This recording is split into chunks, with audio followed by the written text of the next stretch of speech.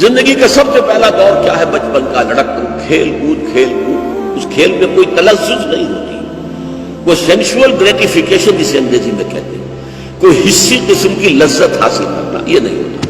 کھیل معصومانہ کھیل، معصوم ہے کھیل میں، معصومانہ کھیل ہے، اس میں کوئی اور ایلیمنٹ نہیں ہے۔ اس سے ذرا آگے آئے جسے آپ ٹین ایجر کہتے ہیں، جو انسانی زندگی کا خطرناک ترین دور ہے۔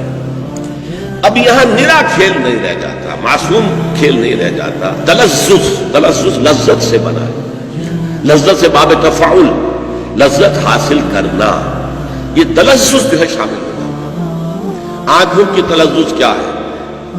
حسین شے کو دیکھنا، حسین صورت نظر آئی ہے، آنکھوں کو لذت محسوس ہوئی۔ گانوں کا تلذذ کیا ہے؟ گانا سن رہے ہیں، ردم ہے، سریلی آواز ہے، کانوں کی لذت لے رہے ہیں، یہ تلذذ ہو رہا ہے۔ وہ بچپن لڑکپن میں کیا پتا کون گا رہا ہے، لیکن نہیں، اب آیا ہے، اب ٹین ایج، اس کے اندر آنکھوں کا تلذذ، کانوں کا تلذذ۔ پھر بات اچھی نہیں ہے لیکن مجھے بیان کرنا پڑتا ہے، کچھ لوگ شکایت کرتے ہیں، کچھ اس دور میں انسان اپنے جنسی اعضاء سے بھی کھیلنا شروع کر دیتا ہے۔ یہ بہت خطرناک جو ہے موڑ ہے انسانی زندگی کا، یہ ہے جس کو لہو سے لعب و لہو، معصوم کھیل اور اس کے بعد تلذذ، لذت حاصل کرنا، آنکھ کی لذت، کان کی لذت، کوئی کسی اعتبار سے، کسی پرورٹڈ طریقے سے کوئی جنسی لذت۔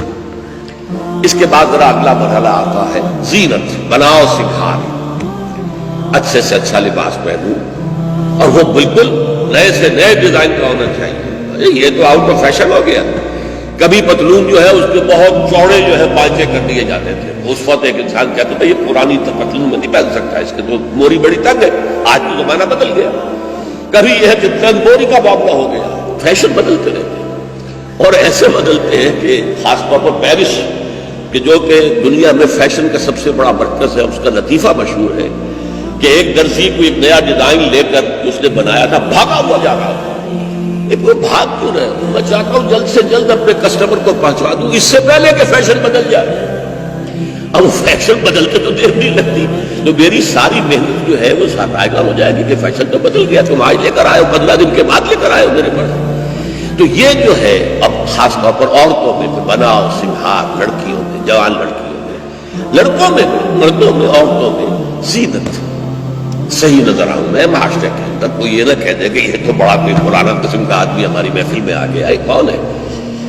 اس کے بعد اگلا مرحلہ آتا ہے، یہ یوں سمجھیے 30 سے لے کے 40 برس کی عمر، اس میں تفاخر، فخر، میری نسل بلند ہے، میری ذات اونچی ہے، میرے پاس دولت زیادہ ہے، میرے پاس قوت و حشمت زیادہ ہے، تفاخر بین، خون پر، رنگ پر، پیشے پر میرا پیشہ بہت اعلیٰ ہے، میری حیثیت معاشرے میں بہت بلند ہے۔ اور یہاں تفاخر کہا گیا، یہ باب تفاعل میں کیا ہے خاصہ کہ ایک دوسرے کے مقابلے میں آتا ہے، فخر میں ایک دوسرے سے آگے نہیں، یہ تفاخر ہے، فخر، ایک دوسرے پر فخر کرنا، رنگ پر، نسل پر، دولت پر، مال پر، اور ایک زمانے میں اولاد پر ہوتا تھا، آج کا دور بدل گیا۔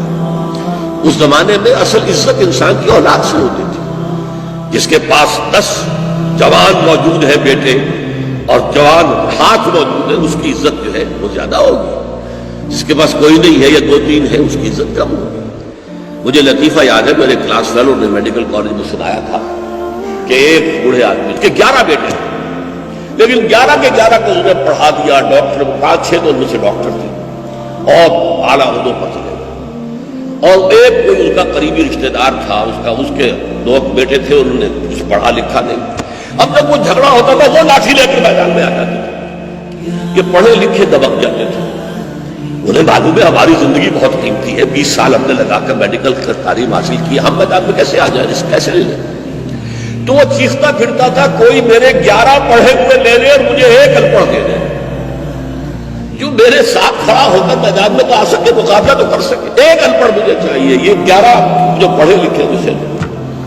تو اولاد کی کثرت جو ہے یہ بہت بڑی فخر کی بات ہے۔ اب اب اس کے بعد جب انسان، یہ 40 برس کی بات ہوتا ہے جب عمر ڈھلنی شروع ہوتی ہے، اب تفاخر کا معاملہ ختم، اب تکاثر، زیادہ سے زیادہ دولت، زیادہ سے زیادہ مال، زیادہ سے زیادہ اولاد، تکاثر میں کثرت سے مقابلہ کرنا۔ اب چاہے مونچھ جو ہے نیچی ہی نہیں موڑ دی جائے، لیکن پیسہ آنا چاہیے، دولت آنی چاہیے۔ مجھے اس سے غرض نہیں ہے کہ میری مونچھ نیچی ہو گئی ہو جائے، کوئی پرواہ نہیں، بلکہ مونچھ میں منڈوانے کو بھی تیار ہوں، پیسہ۔ یہ تکاثر فی الاموال والاولاد یہ ختم نہیں ہوتا جب تک انسان مٹی تلے دبا نہ دیا جائے۔ یہ آخری دور انسان کا، چاہے ایک شخص کے پاس اتنی دولت ہو کہ 10 اس کی پشتیں بیٹھ کر کھا سکے پھر بھی، اور اس کی ٹانگیں چاہے قبر میں لٹکی ہوئی ہو، لیکن تکاثر پیچھا نہیں چھوڑتا۔ اس پر پوری ایک صورت ہے قرآن کی، آپ کو معلوم ہے، الہاکم التکاثر حتی زرتم المقابر۔ تمہیں یہ کثرت اور محتاج کی طلب نے غافل کیے رکھا، یہاں تک کہ